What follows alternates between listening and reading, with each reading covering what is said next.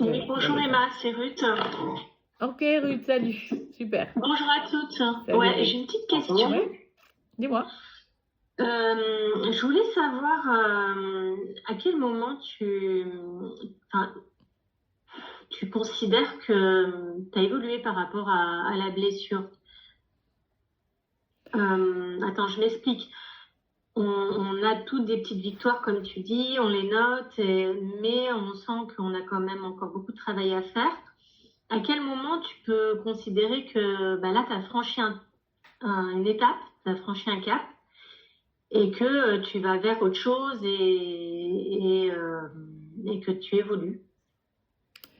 Alors, plusieurs choses. Déjà, quand tu te diras à toi-même, j'ai réussi, je sens que j'ai évolué, tu fais très, très, très attention. Ça m'est arrivé. Le Etc. c'est là qu'il te donne la tréha de ta vie. Il te dit, ah bon, tu es arrivé? Trac, tu vas tomber encore. C'est normal. C'est pas toujours qu'on arrive, Ruth, j'ai ce que je disais, c'est pas toujours qu'on arrive dans cette vie à ne plus sentir la blessure. Par contre, on a des comptes à rendre sur le travail fourni pour ne plus être blessé, pour ne plus être en colère. Parce que les blessures amènent bien sûr à la tristesse, la colère, la rancune, etc. On est d'accord, hein. Donc, on doit travailler nos midotes. Mais nous, on est noté sur le travail et pas le résultat. Maintenant, oui, bien sûr, tu peux changer, bien sûr qu'il y a des résultats, mais c'est tes proches qui vont t'en faire part. Toi, tu peux le ressentir, mais c'est beaucoup plus fort quand les autres ils vont voir que tu réagis plus de la même façon. Et toi, tu vas les voir ne plus réagir de la même façon. Tu te dis, et tu vas donc te sentir bien. Maintenant, te dire que ça reste toute la vie, ça serait faux par contre d'accepter de se pardonner, d'avoir senti les blessures, de les ressentir encore. C'est le plus important, de se pardonner, d'avoir être en paix avec soi-même, d'augmenter en estime. Parce que quand tu te pardonnes, tu t'aimes. Tu peux pardonner que quand tu aimes. Le pardon, c'est de l'amour.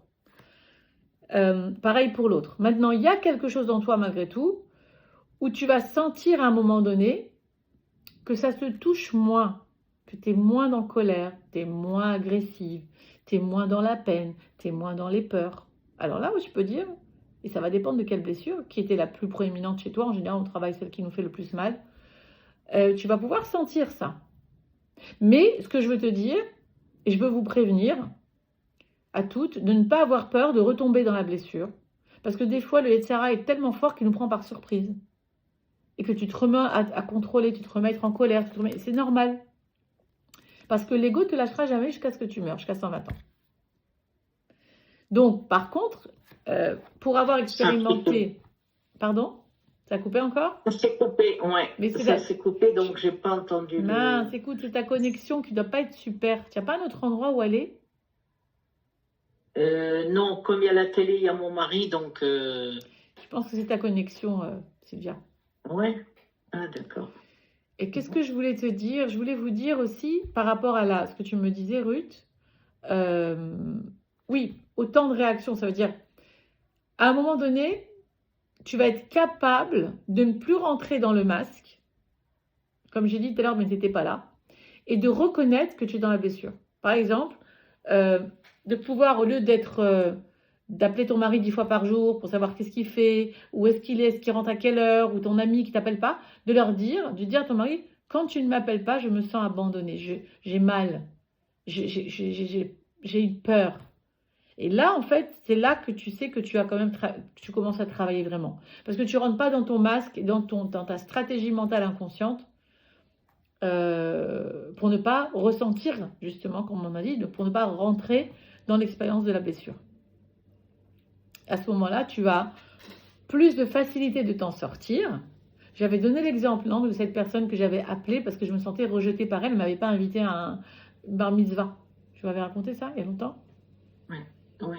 Voilà. Et que j'avais appelé en disant, je vais décider de travailler ma blessure, au lieu de fuir et de faire comme si rien n'était, ou de la rencontrer dans la rue et de changer de trottoir pour ne pas à lui dire que j'avais mal, de prendre le téléphone et de lui dire, coucou, tu ne m'as pas invité, j'aimerais savoir est-ce que je t'ai fait quelque chose ou est-ce que tu m'as oublié. Voilà.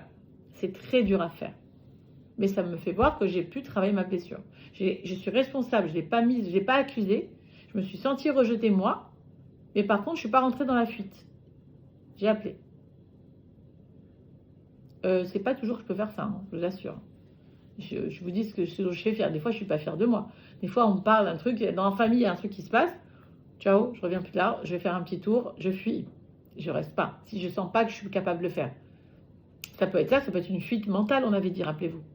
C'est-à-dire comme si on est venu, on parle d'autre chose, ok? Ça va? Mais Emma, excuse-moi, l'objectif à la fin, c'est pas de dire à ton mari, par exemple, si tu as blessure d'abandon, je me sens abandonnée quand tu m'appelles pas, mais ça serait de se guérir ou on se guérit jamais, mais on change notre comportement. Exactement, on guérit jamais de la blessure vraiment avec le temps, mais on change effectivement, on a une autre façon de réagir, on accepte d'être blessé et on s'en pardonne. Et alors, comment, si tu as la blessure de l'abandon ou une autre blessure, comment, d'accord, tu t'en guéris pas, mais comment changer quand même ton comportement? Par exemple, pour ne plus attirer cette blessure ou ne plus la ressentir. Bien sûr, l'idée c'est ça, c'est que à la fin du compte, personne ne peut vraiment dire qu'il a guéri complètement, mais il va mieux quand même. Tu vas mieux. Tu reconnais que c'est pas la faute de ton mari, que ton mari ne t'abandonne pas. Déjà, c'est magnifique. Tu lui fais pas porter. Par exemple, on parle d'un couple, ça peut être n'importe qui. Hein. Ça va? Ça peut être voilà. Donc, tu lui fais pas porter ta tristesse, ta déception, tout ce que tu lui dis. C'est moi qui le sens comme ça. Déjà, lui, il va déjà réagir différemment. Il va plus se sentir lui-même abandonné ou rejeté. Ou... Non, je sais pas, enfin, perso, moi, quand j'ai des blessures que je ressens, je sais ce que je ressens et je sais que c'est moi, c'est mon ressenti, c'est dû à mes émotions et pas à l'autre. Donc, ça, déjà, on y est. Une fois qu'on est dans le fait que tu sais que c'est toi qui as cette blessure ou ce problème et que c'est pas dû à l'autre, comment toi le gérer, toi, avec toi-même? Comment tu as géré que c'était pas l'autre? On n'est pas encore à ça. Tu as tout à fait raison de poser la question. On va y arriver, ça va être comment faire avec la blessure. Comment faire? Ça classe, quoi, à un moment. Ah, ben oui. On en souffre. Peut-être que je vous donne la solution déjà ce soir. Oui. On en souffre, on commence débarrasser de la blessure, par exemple. Évidemment. Ce sentiment de solitude. Et en fait, tu te remets... Non, mais tu vas te remettre en fait. Je sais pas, dans la blessure d'abandon, si t'es pas invité là ou si on te met à l'écart ou qu'on te propose quelque chose, tu vas te remettre, en fait, ça te remettre en doute ta confiance en toi, des choses comme ça. Ça va dériver après, non? Ouais, bien sûr, c'est pour ça que c'est important. C'est pour ça que c'est important de savoir exactement comment faire et c'est vrai qu'on n'en est pas. Moi, je voulais vous faire l'ego, mais on va faire quand même peut-être ça, puisque je vois qu'il y a des questions. Mais vas-y, l'ego, c'est très intéressant aussi. Non, c'est sûr qu'il y a... Mais évidemment, Moi, j'ai une question, Emma. Oui, Caroline, vas-y. Mais attends, avant que tu prennes la question, Caroline, je vais quand même vous dire qu'il y a, oui, une solution qui n'est pas seulement l'acceptation de la blessure en elle-même, parce que déjà, ça serait énorme d'accepter, comme tu l'as fait, Marine. C'est pas tout le monde qui accepte. Donc déjà, d'accepter la blessure, comprendre que l'autre n'est pas responsable, mais malgré tout, il a sa part de responsabilité. Donc, lui faire part, j'ai mal, je me sens rejeté par toi. Donc, déjà d'exprimer à l'autre, dire, oh, mais pas du tout, je ne veux pas te rejeter. Il se peut qu'il y ait aussi de l'autre côté de bonne volonté. Quand la personne est bienveillante et qu'elle t'aime, elle ne veut pas te faire du mal. Ok, tu dis vraiment quand tu as mal. Et ensuite, il y a tout un petit tas à lire, un petit processus pour faire comment on fait avec cette blessure. C'est qu'en fait, tu vas avec une petite prise de conscience sur le moment, pas quand tu es à chaud tout de suite évidemment.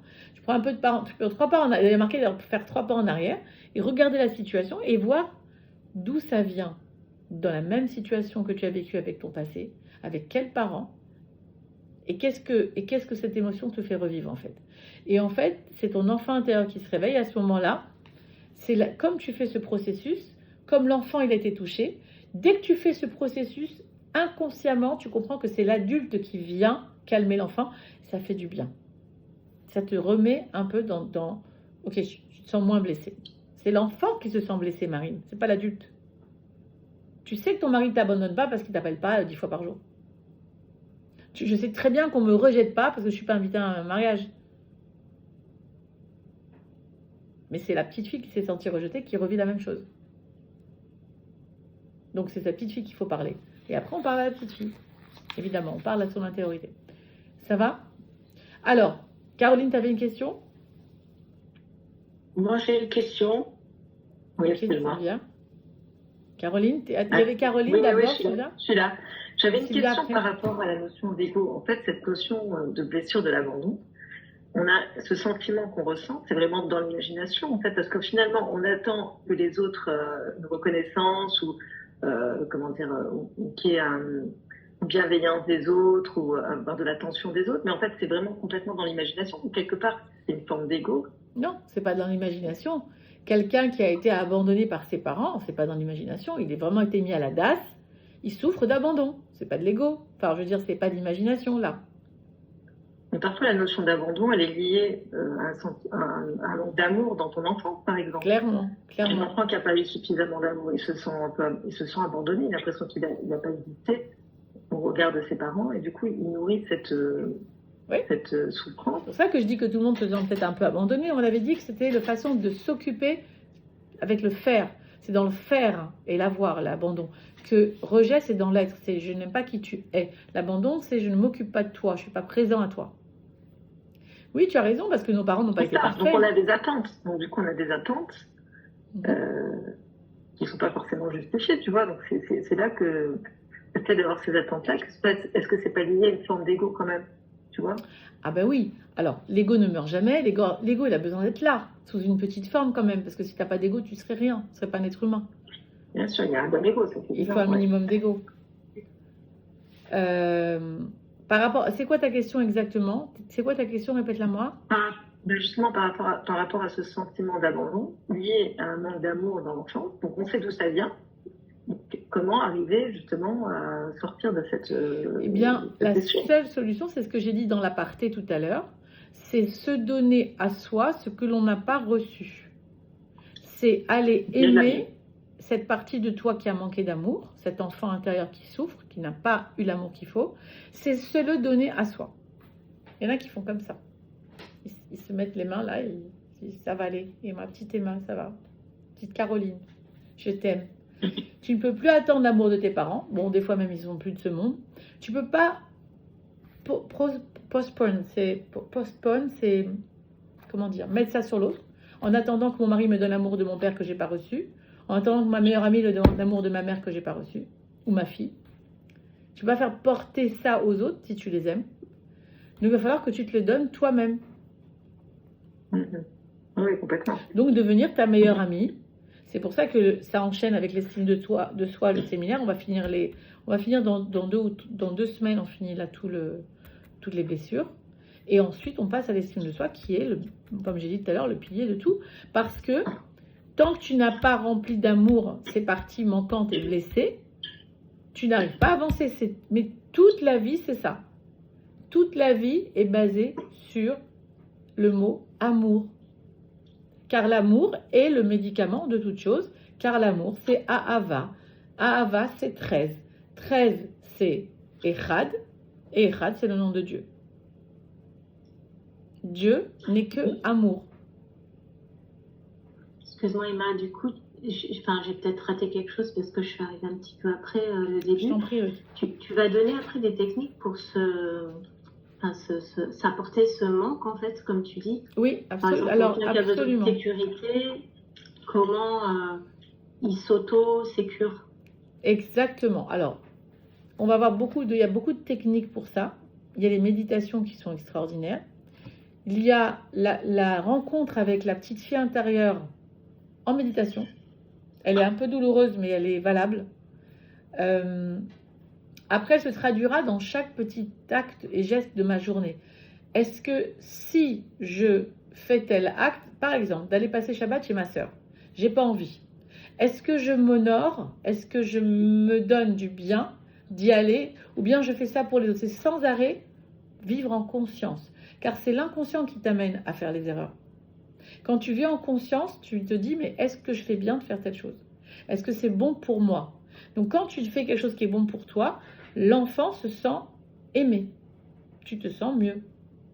Alors, il va avoir des conséquences. Ça, c'est l'adulte qui doit les gérer. Bon, il y a des conséquences à chaque chose. Mais est-ce que la conséquence, par exemple, dans une situation où tout le monde t'attend au niveau de ta famille, grande réunion de famille, t'as pas envie d'y aller? T'as ta meilleure amie qui est venue de, je sais pas où, moi j'en ai une qui est au Chili, elle est venue du Chili, elle est venue me voir, j'ai ma meilleure amie qui est là, j'ai pas envie d'y aller. Mais je sais que tout le monde va avoir de la peine. Le 3/4 des gens, ils vont, parce qu'ils veulent pas faire de la peine, parce qu'ils veulent être aimés de leur famille. Mais si toi, tu as assez d'amour de soi, tu t'aimes déjà assez, tu n'as pas besoin que les autres te remplissent cet amour. Toi, tu sais que la meilleure chose pour l'instant, c'est d'aller voir ton ami qui est venu du Chili. Et c'est ce qui te fait le plus plaisir. Ben, tu vas augmenter en estime de soi quand tu vas dire « je m'honore ». Je fais ce que... C'est pas de l'égoïsme. Hein.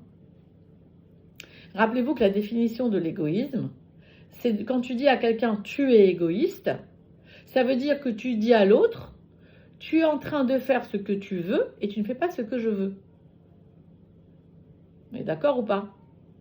Il est égoïste, il pense qu'à lui, alors que moi, je voulais sortir et lui veut rester à la maison. Bah, lui, il a le droit de faire ce qu'il veut. Toi, tu fais ce que tu veux. Si tu veux qu'il fasse ta volonté, qui est l'égoïste des deux? Est-ce que c'est clair? Je me suis bien exprimée?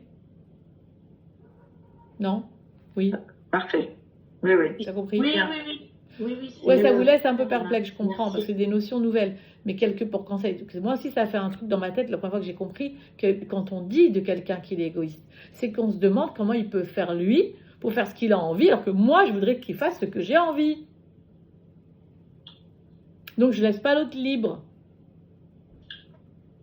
C'est moi qui suis égoïste. Ouais, c'est toi l'égoïste.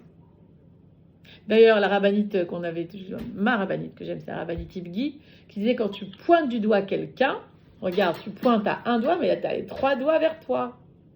Tu te pointes à toi en cachette. C'est de toi dont tu parles. Tu es égoïste, tu es comme si, mais c'est toi que tu vois. D'ailleurs, en règle générale, quand tu dis à quelqu'un qu'il est comme il est, c'est que tu l'es. Toi, il a dit que c'est toi qui l'es.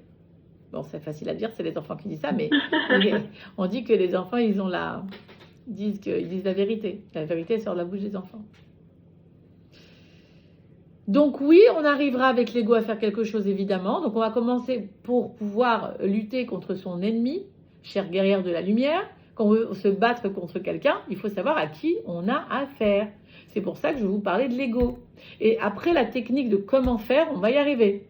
On va y arriver. Donc vous avez déjà des petits trucs. Hein. Excusez-moi, pour celles qui suivent bien, je vous en donne des petits... voilà, on avance, c'est-à-dire déjà on la reconnaît, en plus après on l'accepte, après on s'aime avec, tout ça. Après, techniquement, comment le faire, on va y arriver. Promis, on va arriver à un cours technique. Pour l'instant, je vais vous faire bien savoir à qui vous avez affaire, bien connaître les blessures, bien savoir dans quelle blessure vous êtes, et maintenant connaître l'ego, parce que c'est lui qui va nous amener à avoir mal. Donc, on va savoir qui il est. Donc, on avait commencé l'audio. Combien de temps il nous reste? Parce que on a commencé un peu plus tard, il me semble, les filles. On est d'accord? Je ne sais pas quelle heure il est là. Bon. Ok. On va. Oui, donc on a encore un peu de temps. Non, Emma. Ouais. Je pourrais poser une question. Oui, bien sûr. Moi, je voulais savoir si j'avance ou pas. Avant, quand on me disait quelque chose, ça me blessait. Ouais, ça coupe, hein, Sylvia, mince. Vous êtes là, les filles? C'est pas moi qui coupe? Oui. Ouais. Non, Sylvia, ça coupe. On t'a pas entendu. Alors, vas-y. Avant, quand on te blessait... Oh là là, elle n'a pas une bonne connexion, la pauvre, ça m'embête. Ça va être dur pour elle de changer d'endroit. Elle ne saura pas écrire. Sylvia, là c'est bon, vas-y, c'est revenu. Essaye. Vite, pose ta question. Alors si on me dit quelque chose... Allô, tu m'écoutes? Oui, je t'entends. Très bien. Oui. Alors, si on me dit quelque chose qui me blessait avant, aujourd'hui, ça ne me blesse plus. Okay. Et je réponds pas. Est-ce que c'est avancé? Oui, c'est beaucoup avancé. C'est beaucoup avancé. C'est beaucoup, alors, ça m'est arrivé 3 fois, c'est fête de Pessah. Et alors, Baruch Hashem, tu arrives. Tu étais plus en joie, tu étais plus contente. Non, j'étais pas en joie. Mais j'ai dit, ça vaut pas la peine de répondre, même si c'est mes propres enfants. Hein. Oui, bien sûr, c'est surtout eux qui nous donnent l'exercice, hein. On sait. Voilà. Très bien. Alors, j'ai pas répondu. Je préfère ne pas vous répondre. D'accord, mais est-ce que Comme donc, ça, j'ai dit. est-ce que Un seul mot. tu as gardé dans ton cœur ce qu'ils ont dit ou tu l'as oublié? T'es passé à autre chose. Non, sur place, je l'ai gardé dans mon cœur. Et le soir, avant de dormir, j'ai dit, ça y est, je passe à autre chose. C'est pas grave s'ils l'ont dit. Et ça y est, c'est parti. Pour moi, dans ma tête, c'est oublié. D'accord. C'est Ok. c'est bon, le soir même. Bah, c'est fait pour travailler ces midotes. Donc, je ne sais pas exactement ce qu'ils t'ont dit. Comment tu t'es senti? Rejeté, abandonné, humilié, Non, trahi? pas abandonné, mais des remarques. Qui Que je t'ont... faisais la différence. Que, Comment tu t'es senti? alors, je me suis sentie mal sur le coup. Oui, mais c'est quoi l'adjectif exact? Injustice. Mais je voulais pas Possible. les répondre. Je voulais pas la répondre. L'idéal, c'est de savoir dans quelle blessure pour l'exercice, hein, où tu t'es Ah. trouvé injustement traité, trahi, humilié, rejeté ou abandonné. Ça peut être aussi quand tu te dis ah bon, qu'on m'a manqué de respect. Ça peut être ça, Mais mais ça eux, fait- ils l'ont senti. Eux, ils l'ont senti. Ils ont senti quoi? La différence? Ils ont senti que j'ai fait une différence. Eh ben, tant mieux. Donc ils ont senti que tu n'es plus la même. Non, pas dans ce sens-là. Ah, j'ai pas compris. Non, pas dans ce sens. J'ai pas dans compris. ce sens. C'est-à-dire, je fais la différence entre les enfants. Ah, ils te disent ça, que tu fais la différence. Ok. Voilà, la remarque. Est-ce que c'est vrai, Sylvia? Non, c'est Bah, pas vrai. Bien sûr, parce que je sais qu'on ne fait pas de différence entre les enfants. Donc tu comprends comment, en tant De moi, c'est qu'enfant, pas vrai. en tant qu'enfant, comment ils se positionnent et comment toi, en tant qu'enfant, tu pouvais te positionner avec tes parents. C'est pas toujours vrai. Même si on s'est senti rejeté, maltraité ou même préféré, ou enfin pas préféré, on va dire, c'est pas toujours vrai. C'est leur ressenti. Mais pour eux, c'est vrai. Leur ressenti à eux. Mais Voilà. est-ce que tu as compris que pour eux, c'est vrai ce qu'ils ressentent? Bon. Elle est belle engelée aussi, hein. Oh, Sylvia! En tout cas, elle avance, Baruch Hashem. Parce que c'est pas évident, hein, en famille et tout ça, de passer Allô, outre. oui, et en fait, en plus, mais j'ai pas entendu ce que tu as dit avant. Ça s'est coupé. Qu'est-ce que j'ai dit avant? Alors, je sais pas, par rapport Je à sais quoi? pas. Je sais pas. Non, J'ai pas on entendu. parlait de toi et de ta réaction par rapport à ce que tu as eu. Est-ce D'accord. que tu penses que les enfants, ils ont vu une différence de ta façon d'agir?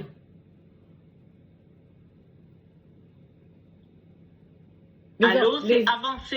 Les enfants, ils ont vu une différence dans ta façon d'agir? Eux, ils t'ont fait des remarques après? Non, les filles entre elles, elles m'ont fait la remarque. Très bien. Après le dîner. C'était positif alors. Voilà. Alors, j'ai dit, eh ben, si vous le voyez comme ça, moi, je le vois pas comme ça. Ah, elles t'ont fait la remarque comme quoi il y avait des préférences. Voilà. Très bien. Et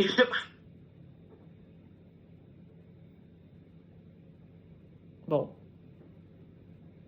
C'est compliqué, hein. Ah ouais. Et allô? Non, Et Sylvia. le soir, avant de dormir, j'ai dit, mais moi, je fais pas de différence. Ils le comprennent comme Bon, je suis passée à autre chose. Sylvia, ça coupe. Voilà. En tout cas, j'ai compris que toi, tu fais pas de différence. Tes enfants, ils t'ont dit un truc que tu n'as pas accepté et que ça t'a pas mis Exact. dans tous tes états comme d'habitude. Alors oui, tu avances. Oui, c'est ce qu'il J'avance. faut. Ne Très pas bien. être touché par tout ce que l'autre dit. Très bien. Peu importe quelle blessure tu étais avant. Là, tu n'es pas Oui. rentré dedans. Tu as dit, si je ne rentre pas, c'est une technique. Oui. À l'éveil qu'on arrive aussi à être moins sensible Ouais. quand c'est négatif comme ça. Ouais. Avoir le Alors cas- moi, habituellement, je réponds. Oui, j'avais compris. Je réponds. Ouais. Voilà. Là, Après, j'ai pas. Là, c'est comme si c'est rentré d'une autre. Ouais, c'est sorti d'une autre.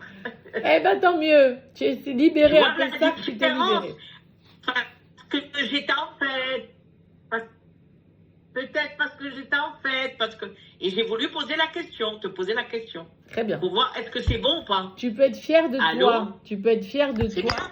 Oui, Sylvia, tu peux être fière de toi, c'est très bien. Ah, Je magnifique. suis Merci fière de beaucoup. toi. D'avancer Merci. comme ça, déjà, c'est magnifique. Bravo, vraiment bravo. Merci. Bravo. Merci. Que la cavode. Alors, nous Merci. devrions Je tous être suis fiers quand même. rassurée, là. Bien sûr, Je tu suis peux être rassurée. rassurée. Bien sûr, tu peux être rassurée du moment où tu Donc, réponds pas et que tu n'as rien dans ton Et cœur. j'ai bien fait. J'ai Voilà. bien fait alors. Et les enfants, ils t'ont donné un exercice, les enfants. On va continuer dans notre Oui. matière. Merci beaucoup, Sylvia, d'avoir partagé. Et on va parler de l'ego. Voilà. Alors, Avec on plaisir. avait parlé dans l'autre, donc je vais peut-être continuer pour les filles qui ont entendu, c'est pas juste pour celles qui ont entendu l'audio de la semaine dernière. On n'a pas fait l'audio cette semaine encore. Donc j'avais commencé à en parler, donc je ne voudrais pas répéter trop parce qu'il y a beaucoup à dire sur l'ego.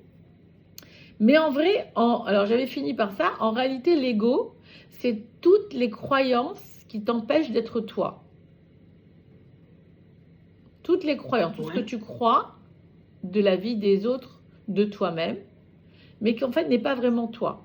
Donc c'est la distance, donc l'ego se maintient dans cette distance entre toi et toi-même. C'est pour ça que l'ego laisse un vide. Il est bizarre parce que l'ego il veut t'aider, mais en même temps quand il t'aide, après tu te dis mais en fin de compte je me sens mal quand même. C'est pas rempli de quelque chose de bon. Parce que l'ego, lui, il ne veut pas que tu sois branché à toi-même. Il veut te déconnecter de ta neshama. C'est le Yetzerara. Si tu veux, c'est un mauvais côté de nous qui nous attire vers le bas. L'ego, c'est pas quelque chose de bien. On est d'accord avec ça? Ok. Très bien. Donc pourquoi il est si difficile de reprendre la gestion de notre vie et de ne plus laisser l'ego nous contrôler? Ben, simplement parce qu'on n'est pas conscient de l'ego. On ne sait pas quand est-ce qu'il vient. Est-ce que c'est par... Alors l'orgueil, c'est le paroxysme de l'ego. Hein. C'est quand je suis au top de mon ego, j'ai de l'orgueil. C'est quoi l'orgueil? C'est par exemple, je me vante de qualités que je n'ai pas. L'humilité pourrait dire que je peux avoir des qualités et en faire part aux autres. Ça dépend dans quel contexte. Mais je peux dire que je suis par exemple un excellent médecin quand j'ai déjà eu enfin voilà, avec humilité, je ne sais pas si un médecin peut dire ça, vraiment un médecin humble, il sait très bien que c'est Dieu qui guérit, mais en disant, je suis un très bon chaliard, en tout cas pour être médecin, parce que je fais bien ma profession, par exemple. Ok. Ou je suis quelqu'un de très intelligent, on va dire comme ça. Quelqu'un qui te dit, je suis très intelligent, mais qui sait que l'intelligence qu'il a, ça vient de Dieu, il est humble. Mais quelqu'un qui te dit, moi j'ai beaucoup étudié, et je suis devenu très intelligent, il est orgueilleux. C'est le même message, mais un vient de la Neshama, l'autre vient de l'ego. Rappelez-vous, le loup noir et le loup blanc. C'est toujours la même bataille. Vous en rappelez de ça? L'intelligence, c'est pas la même chose. Pardon? L'intelligence et étudier, c'est deux choses différentes, non, pour moi? Bien sûr, mais quelqu'un justement qui aurait l'orgueil de te dire parce que j'étudie, alors je deviens intelligent, parce que j'ai appris avec la vie, etc., et qui laisse pas la place à Dieu, c'est quand même un orgueilleux. L'orgueil, c'est la distance que tu entretiens avec Hachem, donc avec toi-même, comme on avait dit, le vide. C'est là, c'est exactement la même chose. D'accord. Donc en fait, la raison principale pour laquelle c'est si difficile de gérer l'ego dans notre vie, c'est juste qu'on n'a pas conscience, nous les humains, quand est-ce qu'on a de l'ego ou pas. Parce qu'en fait, dans Chovot Alevavot, on nous apprend aussi que le Yetzerara, il a tellement de façons de venir vers l'homme, que même il te fait croire que tu es humble. Et en vérité, tu ne l'es pas. Tu es encore tu es dans ton ego. Et ça, c'est parce qu'il y a 97% qui se passe dans l'inconscient de ce que vit un être humain. Rappelez-vous toujours de ça. C'est pas dans le conscient. Donc on ne sait pas. Donc ça, dans cet atelier, justement, ce que je vous ai proposé, c'est de mieux connaître comment fonctionne notre ego. Ça va maintenant? Donc, en devenant dépendant, parce qu'on croirait que quelqu'un qui est dépendant, il n'a pas d'orgueil, n'a pas d'ego. Ben non, puisque de toute façon, l'ego, sa mission finale est de devenir, et de te faire devenir quelqu'un qui tombe, de tomber. C'est quoi tomber? C'est devenir triste, colérique, dans la peur, etc. Donc te déconnecter de quoi? De la source de ta neshama qui n'est que dans la joie et dans l'amour, puisque c'est Dieu. On est d'accord? Vous savez que en fait, d'abord la Torah, c'est pas des rabbanan, c'est vraiment des oraïta. La Torah nous dit Vavdu et Hashem besimcha ou vetuv levav. Quand vous allez vivre, la voie de Tachem, c'est au jour le jour, tout ce qu'on fait pour Dieu, il faut le faire avec joie et avec un cœur entier. Mais dès que je suis triste, on est d'accord que la tristesse, la peur engendre la colère, la tristesse, etc. Tout vient des peurs, hein. Beaucoup ça vient des peurs. Et l'orgueil est la base de toutes les mauvaises midotes. Donc dès que tu es dans l'ego, tu as les mauvaises midotes qui arrivent. Donc ça te sépare de toi-même et donc de Dieu. Et notre travail à nous, c'est de nous connecter à Dieu. Personne ne peut dire qu'il se sent trahi, qu'il reste dans la simcha. On est d'accord? Donc tout le but du jeu, c'est de comprendre que même si je suis trahi ou que j'ai trahi ou qu'on m'a trahi, etc., je reste connecté à ma joie. Parce que même si j'ai trahi, tout de suite après, je me pardonne. Qu'on avait dit que le pardon, c'est ce qui fait qu'on peut rester dans l'amour. Car le pardon, c'est de l'amour. Et je pardonne l'autre. Et je pardonne Dieu quand des fois je m'en prends à Dieu. Donc, je ne suis plus dans le sentiment de colère que m'amène la trahison. Là, ça va? D'accord. On va donner un exemple. Hein. Comme ça, on va pouvoir savoir exactement comment ça marche. Donc déjà, je vous ai dit que ça se situe dans l'inconscient. C'est pour ça que c'est difficile à voir dans nos vies. Et que dans cet atelier, tu pourras peut-être plus le reconnaître. Bon. Donc, il est impératif de se rappeler que l'ego, c'est le petit moi, c'est pas le grand soi, comme on a dit.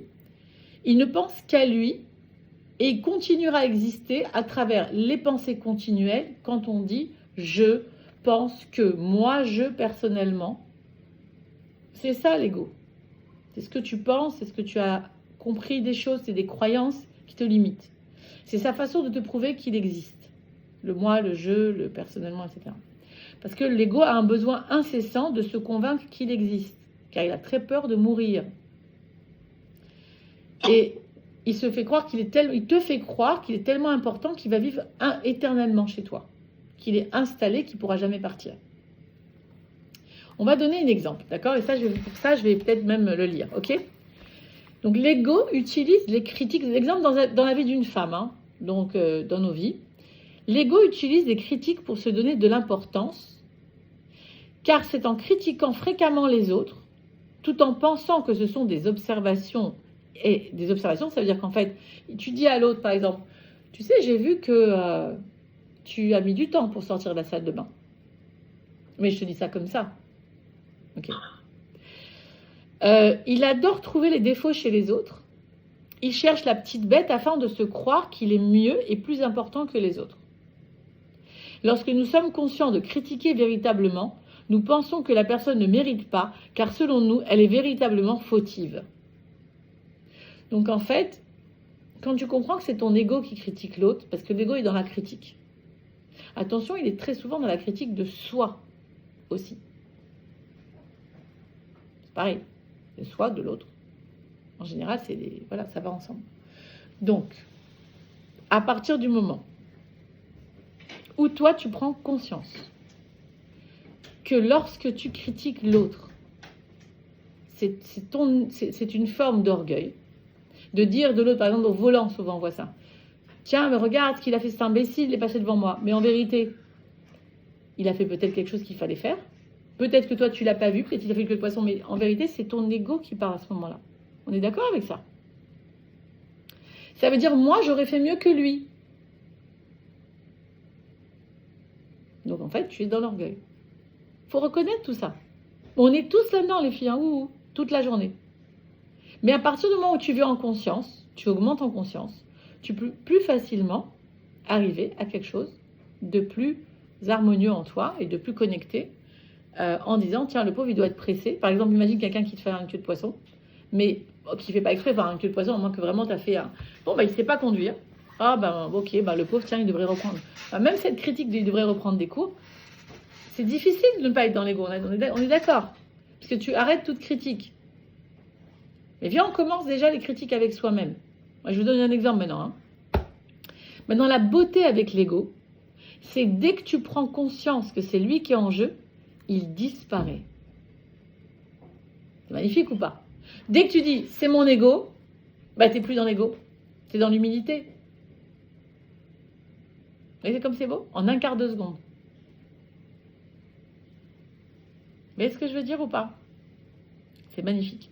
Donc, dès la seconde où tu es consciente que c'est pas toi qui dirige ta vie, que c'est ton ego, ben, tu es en mesure d'arrêter immédiatement son influence.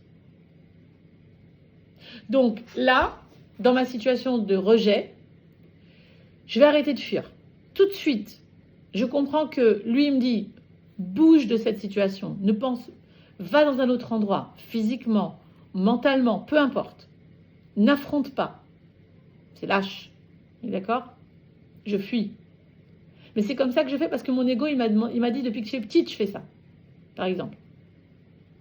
Ben, à ce moment-là, dès que je dis non, je reste, je ne fuis pas, ben, je suis dans le summum de l'humilité. Je suis dans mon âme. Qu'est-ce que dirait l'amour? Posez-vous toujours cette question.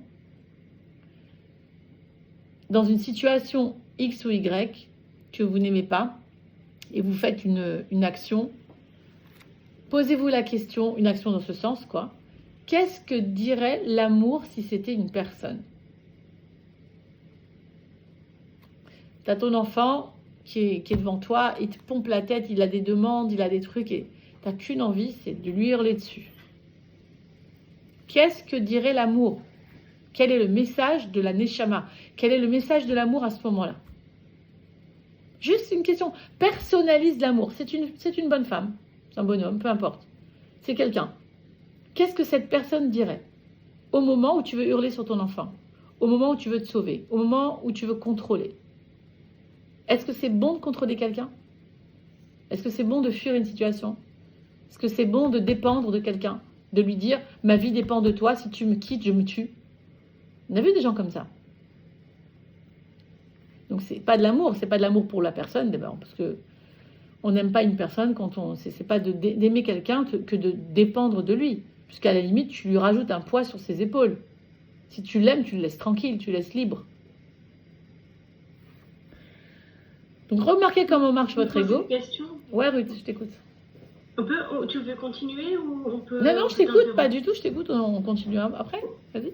Oui, juste je reprends l'exemple là, du rejet où tu dis comment combattre l'ego, si j'ai bien compris. Comment combattre l'ego, c'est je ne fuis pas, j'affronte. Quand on peut pas toujours. Hein. Si j'en suis là, c'est-à-dire j'ai conscience de ça, ouais. Que là je dois affronter, mais que la peur que je ressens, elle est vraiment très forte. Comment je la fais taire, comment je la maîtrise en fait. Je vais y arriver. L'étape d'après en fait. Je vais y arriver. J'aime bien parce que vous êtes vraiment dedans, donc on va vite. Regardez, je vais y arriver. Je vais te donner tout de suite les trucs. Pardon. Non, mais c'est bien, Ruth. Parce qu'évidemment qu'il y a la chose la meilleure, en tout cas que j'ai trouvée pour moi, c'est de lui donner une présence. Il faut lui donner sa place. C'est comme...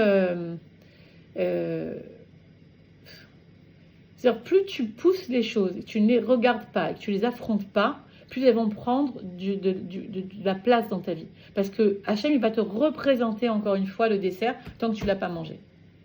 Tout le temps. Il va falloir que tu répares à un moment donné. Donc, il y a une technique très sympa de Lise Bourbeau que moi j'ai adoptée, qui encore une fois, comme l'amour, comme l'exemple que je vous ai donné, qui va personnaliser l'ego. Alors moi, je l'appelle Gogo. Vous n'êtes pas obligé de l'appeler Gogo. Vous pouvez l'appeler comme vous voulez. Mais mon ego, je l'appelle Gogo. Donc quand je le vois, je lui parle. Ça ne m'arrive pas systématiquement parce que l'ego, il est très fort. Il fait croire que tu n'es pas dans l'ego. Souvent, c'est quelqu'un en face de toi qui te le rappelle. Ça va pour vous? Ouais? Très bien. Ok. C'est lui dire, tu sais Gogo, je sais combien tu veux me protéger. Parce que lui, rappelle-toi que c'est ton système de pensée inconscient qui croit te protéger de ta blessure. Merci d'être là. D'abord, remerciement.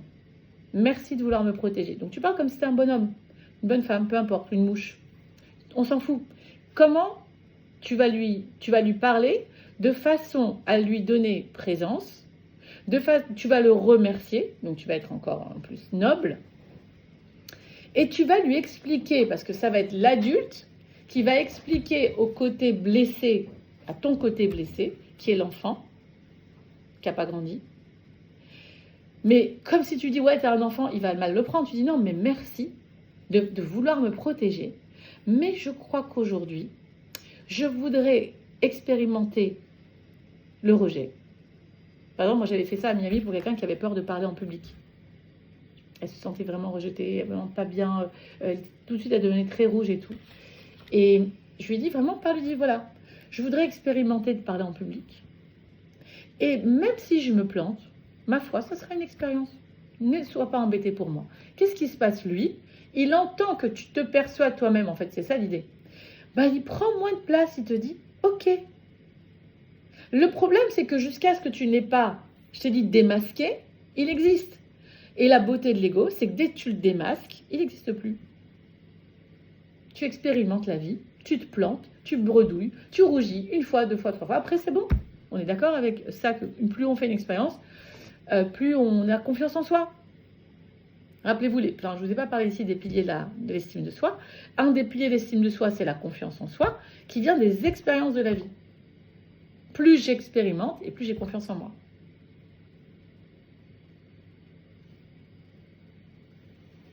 Alors, comment il va s'appeler votre ego?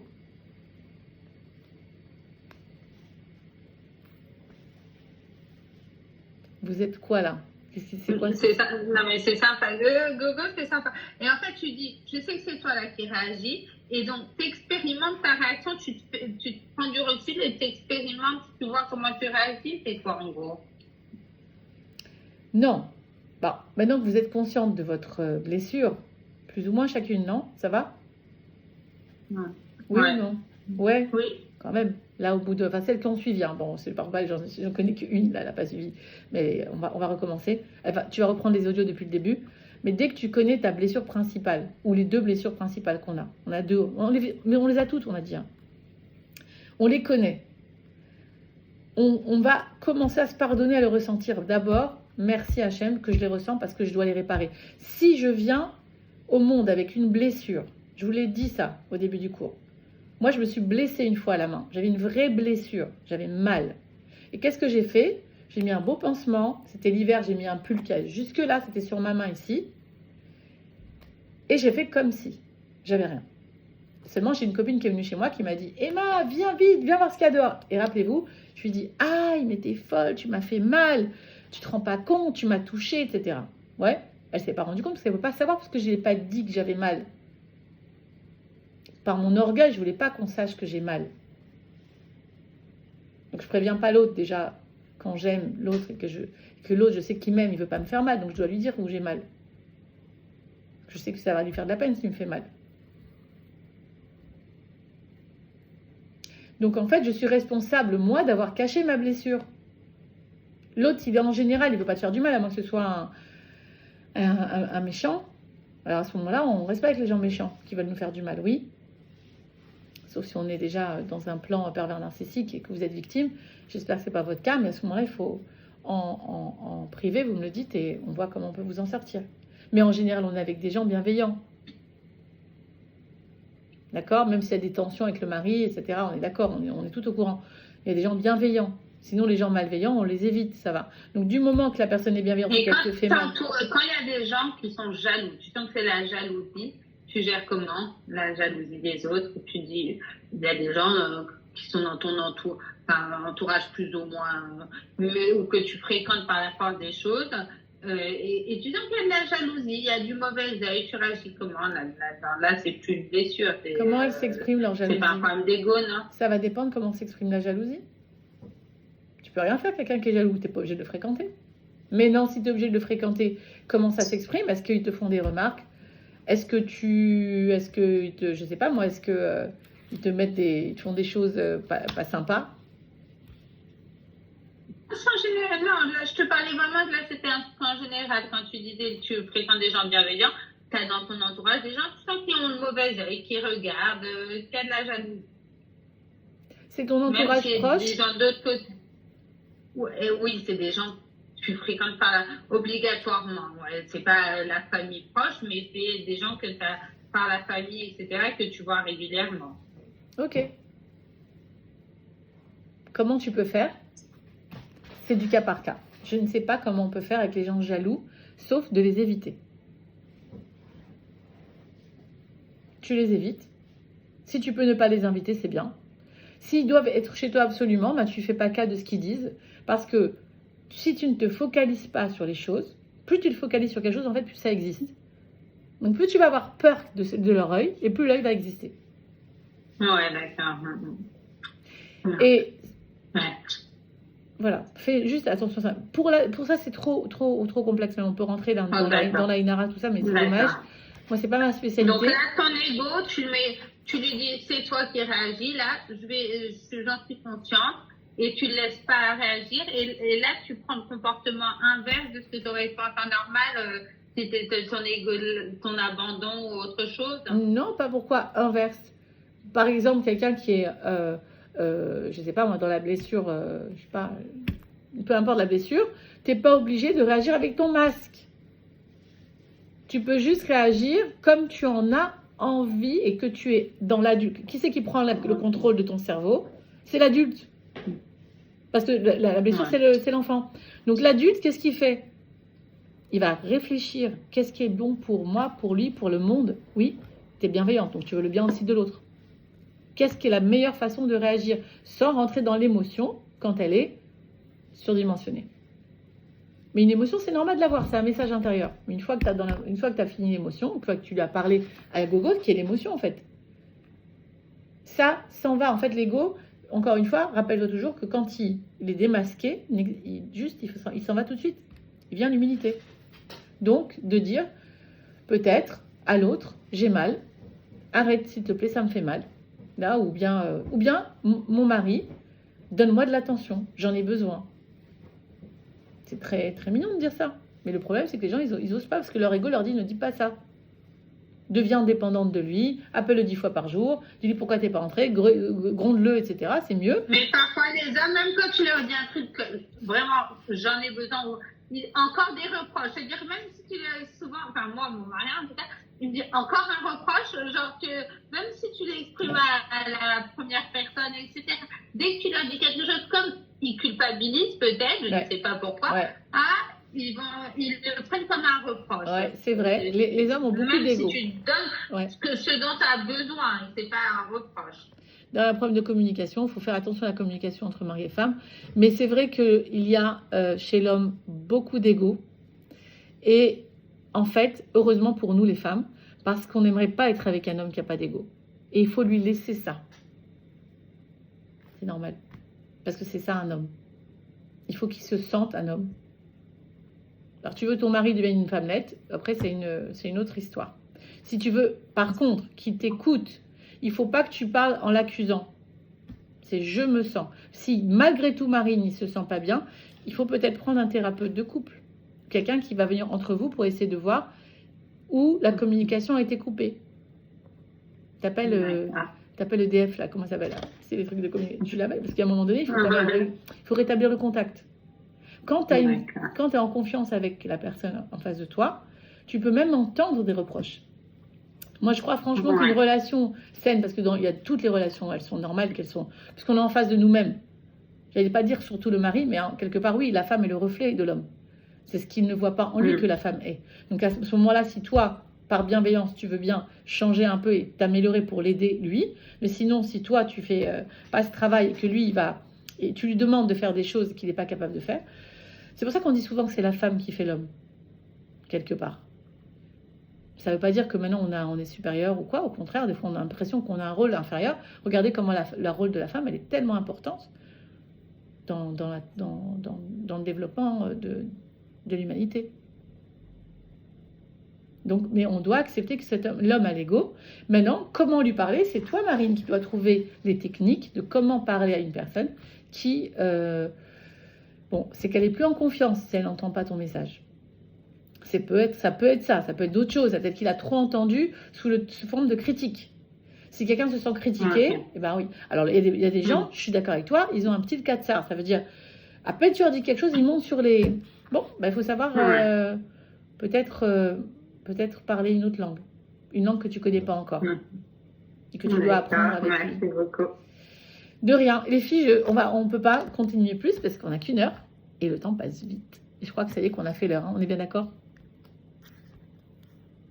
Allô? Il y a quelqu'un? Sylvia? Oui, oui, je suis là. Je suis là. Ok, les filles. Je vous laisse Voilà. ici. Alors, Parce il y que a des parties que je n'ai pas entendues. Sylvia, je suis vraiment Si ça ne désolée. dérange pas de m'envoyer par WhatsApp, ça sera possible? Oui, parce que j'ai bien enregistré sur le... Et j'arrête ici. Au revoir les filles, à bientôt.